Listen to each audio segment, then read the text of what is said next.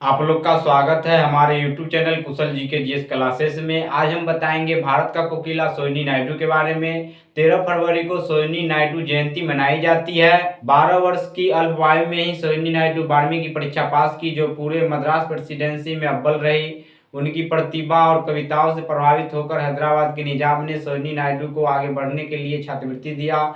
फिर सरोजिनी नायडू पढ़ने के लिए लंदन के किंग्स कॉलेज और बाद में कैम्ब्रिज यूनिवर्सिटी के गिरटन कॉलेज में शिक्षा प्राप्त की। 1878 में किशोरी सरोजिनी नायडू डॉक्टर गोविंद राजूजी नायडू से मिली, जो पैसे से एक डॉक्टर थे और गैर ब्राह्मण थे। 19 वर्ष की आयु में ही पिता की इच्छा के विरुद्ध जाकर ब्राह्मण विवाह अधिनियम के तहत डॉक्टर गोविंद राजूजी नायडू से मद्रास में अंतर्जातीय विवाह कर ली और सरोजिनी चट्टोपाध्याय से सरोजिनी नायडू बन गई। 1906 में कांग्रेस के कलकत्ता अधिवेशन में वह कांग्रेस से जुड़ी। वहां उनकी मुलाकात मोहम्मद अली जिन्ना से हुई। वर्ष 1914 में लंदन में महात्मा गांधी से सरोजिनी नायडू की पहली मुलाकात होती है। इसके बाद उनके जीवन में क्रांतिकारी बदलाव हुआ और सरोजिनी नायडू स्वतंत्रता संग्राम में कूद पड़ी। बाल्यकाल से ही सरोजिनी नायडू बेहद खूबसूरत कविता लिखा करती थी। आज़ादी की लड़ाई में उनका अहम योगदान देने के साथ साथ ही उन्होंने भारतीय समाज में जातिवाद, लिंग भेद को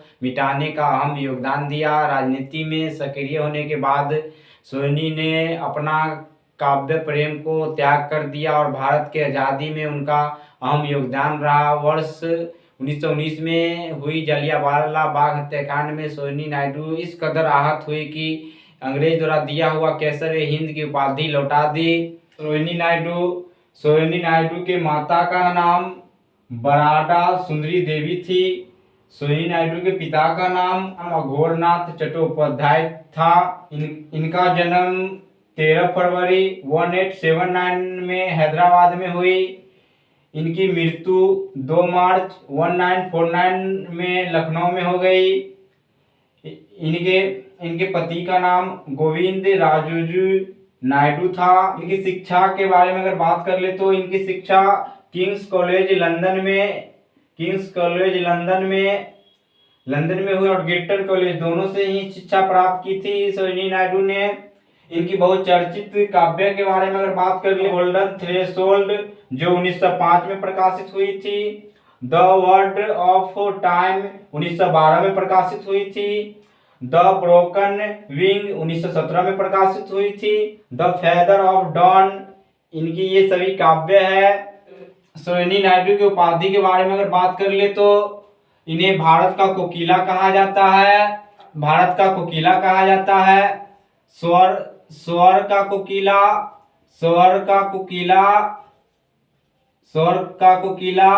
लता मंगेशकर को कहा जाता है। लता मंगेशकर को कहा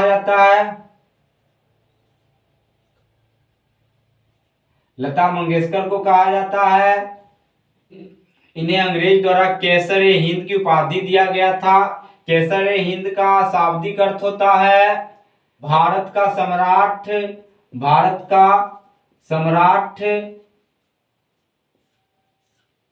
कैसर-ए-हिंद का शाब्दिक अर्थ होता है भारत का सम्राट। सरोजिनी नायडू को नाइटिंगेल ऑफ इंडिया भी कहा जाता है, भारत का बुलबुल कहा जाता है।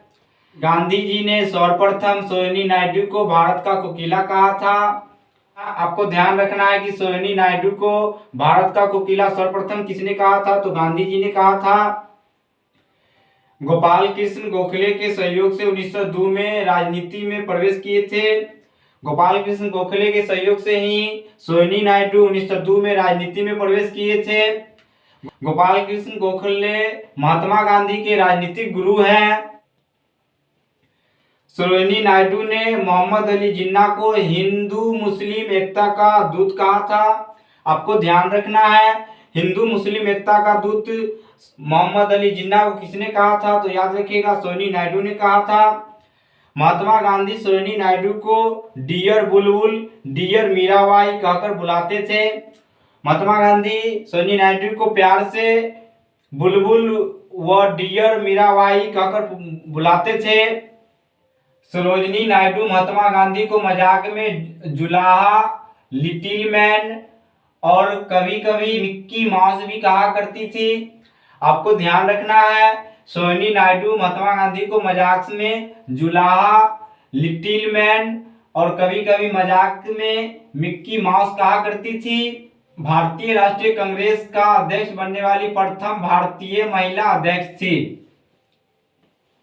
आपको ध्यान रखना है कि भारतीय राष्ट्रीय कांग्रेस की प्रथम महिला अध्यक्ष कौन बनी थी, तो एनी बेसेंट बनी थी। एनी बेसेंट कब बनी थी? 1917 में कलकत्ता अधिवेशन में बनी थी। भारतीय राष्ट्रीय कांग्रेस का प्रथम भारतीय महिला कौन बनी थी, तो सोहिनी नायडू बनी थी। कहाँ बनी थी? कानपुर अधिवेशन 1925 में बनी थी। आपको ध्यान रखना है भारतीय राष्ट्रीय कांग्रेस की प्रथम भारतीय महिला अध्यक्ष कौन बनी थी, तो सोहिनी नायडू बनी थी। कब बनी थी? 1925 में कानपुर अधिवेशन में बनी थी। आपको ध्यान रखना है कि भारतीय राष्ट्रीय कांग्रेस की प्रथम महिला अध्यक्ष कौन बनी थी, तो एनी बेसेंट बनी थी। 1917 में कलकत्ता अधिवेशन में बनी थी। भारत का प्रथम महिला राज्यपाल सोहिनी नायडू बनी थी। भारत का प्रथम महिला राज्यपाल सोहिनी नायडू बनी थी। उत्तर प्रदेश की राज्यपाल बनी थी। भारत का प्रथम महिला राज्यपाल सोहिनी नायडू बनी थी।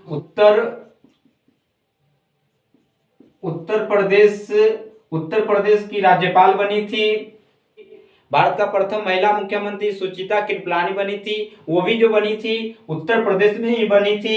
आपको ध्यान रखना है कि भारत का प्रथम महिला मुख्यमंत्री कौन बनी थी, तो सुचिता कृपलानी बनी थी। वो भी जो बनी थी उत्तर प्रदेश में बनी थी। 1947 में सोहिनी नायडू एशियन रिलेशन कॉन्फ्रेंस की अध्यक्षता की थी। सोहिनी नायडू पहली बार महात्मा गांधी से लंदन में मिली थी। आपको याद रखना है कि सोहिनी नायडू और महात्मा गांधी की पहली मुलाकात कहाँ हुई थी, तो याद रखिएगा लंदन में हुई थी। बंगाल विभाजन के दौरान सोहिनी नायडू कांग्रेस में शामिल हुई थी। जो भी हम आपको बताते हैं वह बीपीएससी पीटी परीक्षा के दृष्टिकोण से हम बताते हैं। फिर हम नेक्स्ट वीडियो में मिलते हैं, तब तक के लिए धन्यवाद।